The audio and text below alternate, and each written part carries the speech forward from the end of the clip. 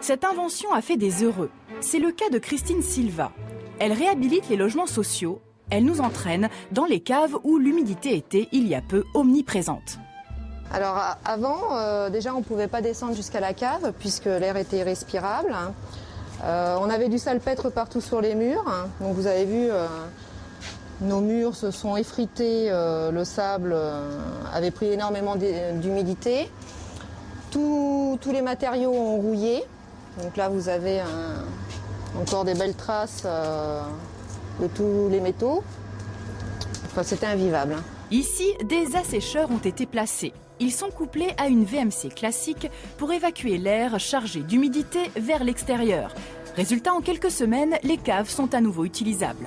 C'est un produit innovant, déjà par son coût qui est de 30 à 40% moins cher par rapport à d'autres procédés. Une installation qui est simple et rapide et efficace. Donc je pense que par la suite, on reviendra sur ce procédé qui était pour nous vraiment une innovation. D'autres procédés auraient nécessité des injections de produits chimiques ou des travaux lourds sur le bâti.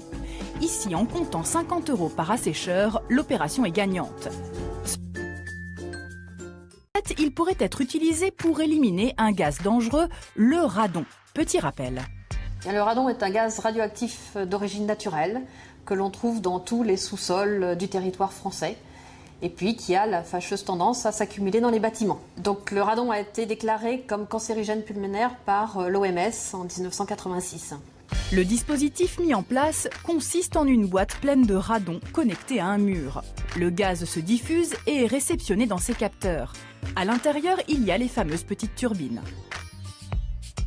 Dans le cas où cet assècheur pourrait avoir une action particulière sur la diffusion du radon, ça pourrait éventuellement permettre d'extraire le radon des matériaux de construction et donc de l'évacuer vers l'atmosphère extérieure.